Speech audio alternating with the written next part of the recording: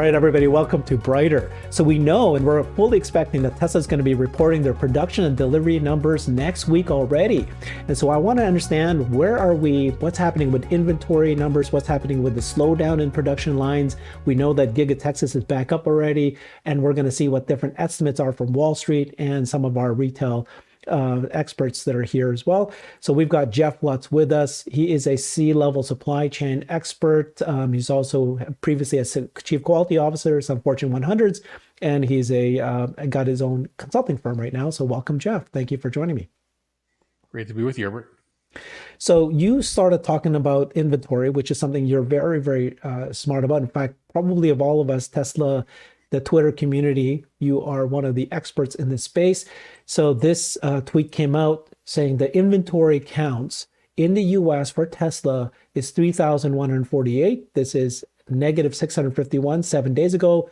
Wow, negative almost 4,000 28 days ago. And then in Europe, it's 3,044. Again, similar kind of reduction levels from 28 days ago, rest of the world and so forth. Then that's the inventory. So clearly inventory is falling. And then you said, even with a 10 times factor on these totals, Tesla appears to be undersupplied in inventory when you consider in transit versus available to sell and days of supply. So they've already basically used up all of their inventory. Appears as shutdowns, and then the Model 3 Plus cutover has adversely impacted supply. Is it too much? Are you now saying then that you're expecting that the numbers for M3 sales will be too low because the supplies, just inventory, just wasn't enough to do it? And then when you tweeted this out, didn't Elon, did he like it, or did he do something with his tweet? But he did like it, right? I don't know on this one. In the past, he has, and some of my tweets in this area. So first off, on the whole thing around inventory, I've been very critical on Twitter and other podcasts about these charts. It's not clear of the source data how consistent it is, but if you use the same set of data and you look at it over multiple months, you can draw some conclusions.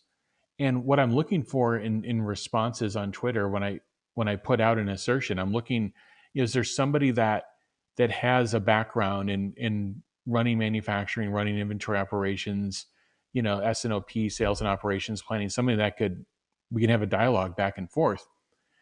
And it's okay. I mean, there's not been another professional that's responded, but there's a lot of people that have opinions.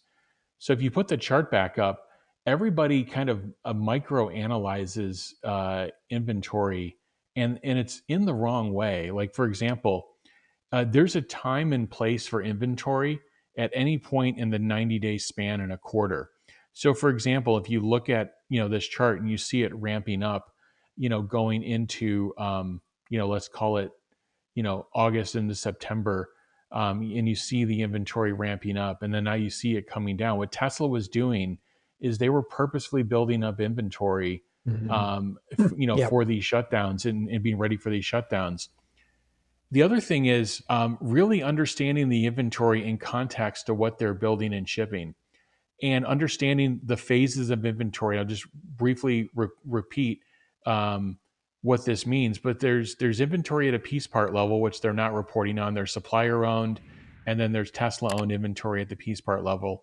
Then there's inventory in Tesla in their four walls of their factories, and then there's product in transit, and there's product available to sell. The product that's available to sell is the product that you can go on these websites and you can see it. So what Tesla tells us, the only way this gets trued up is at the end of a quarter when Tesla actually reports on their inventory.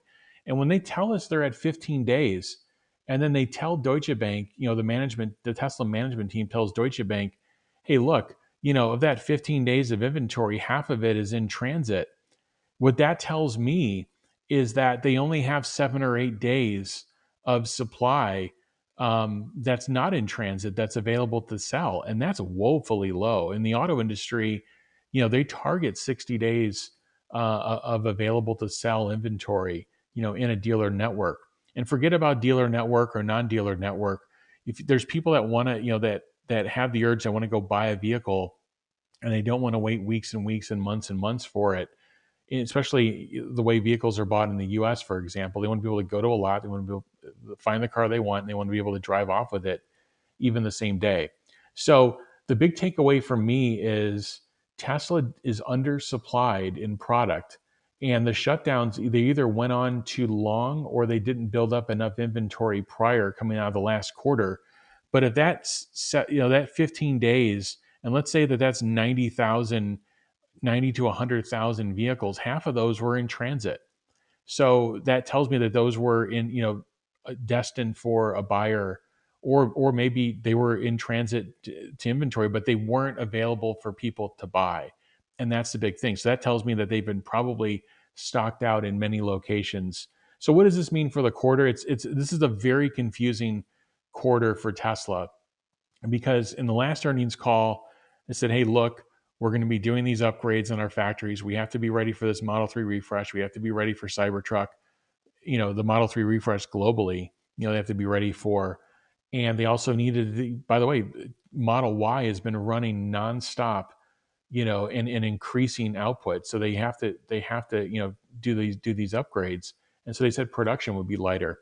And then when they met with Deutsche Bank a couple of weeks ago, they said, production and deliveries will be lighter. So, the 466 in deliveries in last quarter and 480, I think it was around 479K in production, both, we're going to come in lower on both of those numbers.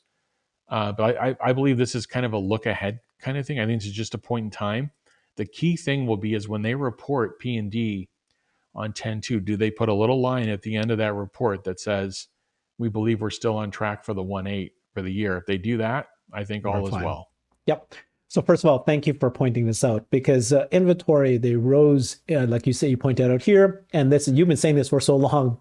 Obviously, the bears go, oh no, there's no demand, but actually it was decided and this, purposely done by Tesla. So thank you for always saying that whenever inventory goes up or down, there's actually some real reasons why that is.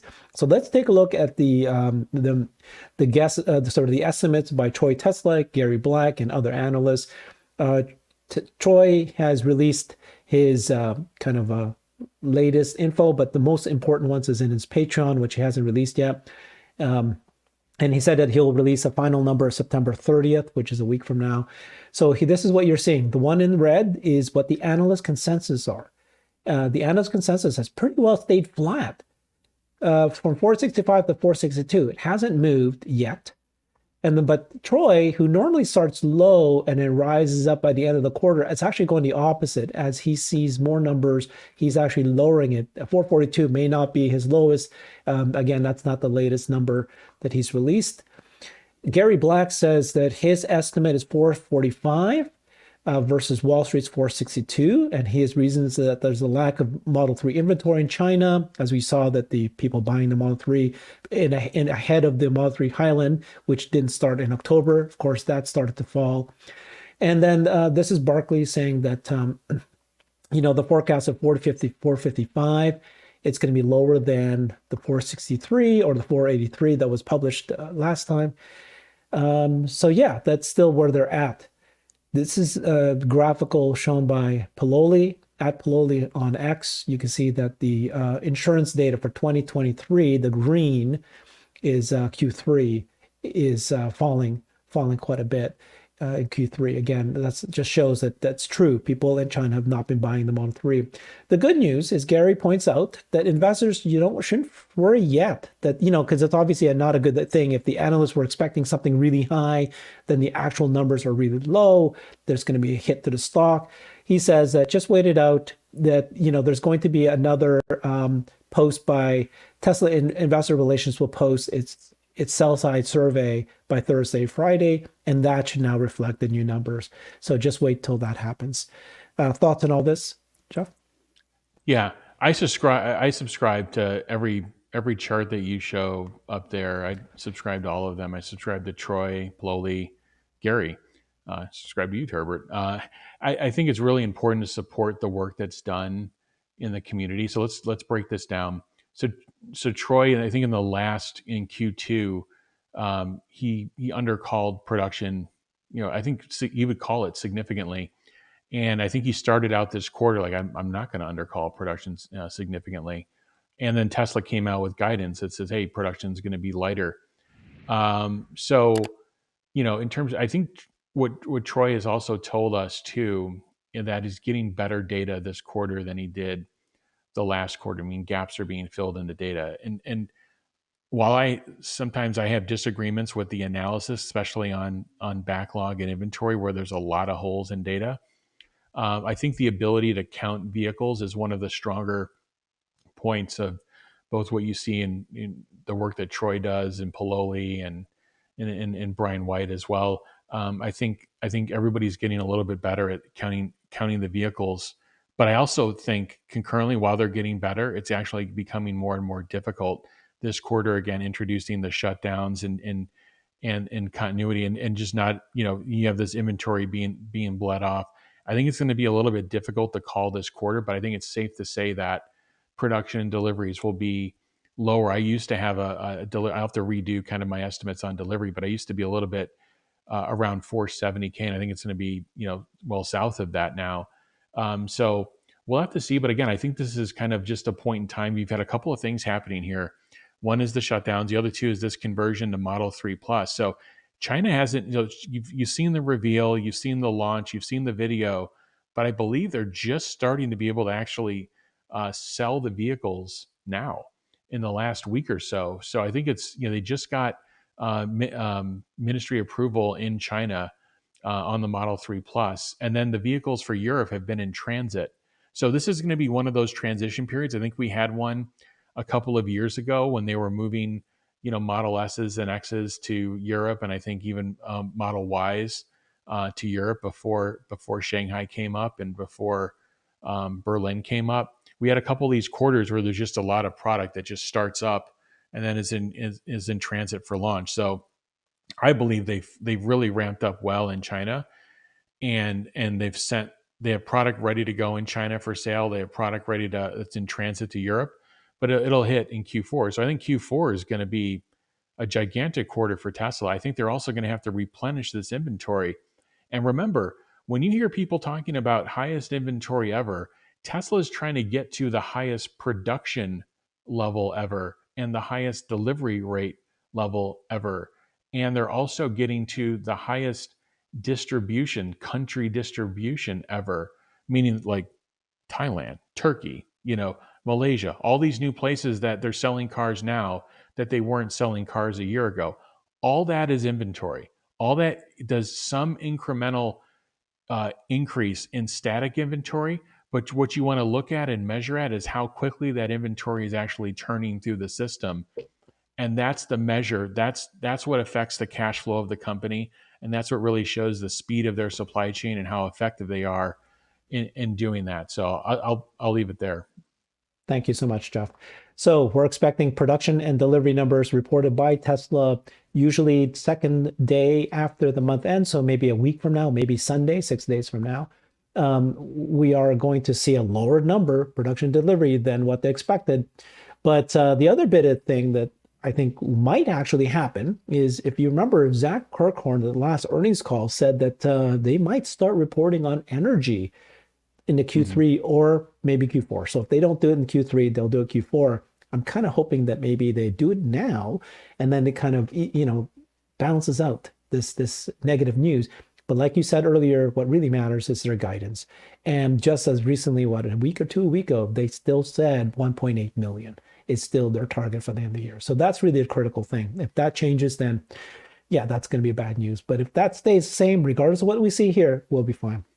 Please follow Jeff at the Jeff Lutz on X. And we're just so very fortunate you're here with us, Jeff. Appreciate your evaluation of what happened. Thank you so much. Great. Thanks to be with you, Herbert. Great. Hey there. Thank you for joining me. If you can, please consider supporting this channel so I can keep it going. It's a lot of work arranging all these amazing interviews. One of the easiest ways is just to click that join button and become a member of the channel. Thank you very much. Let's get brighter.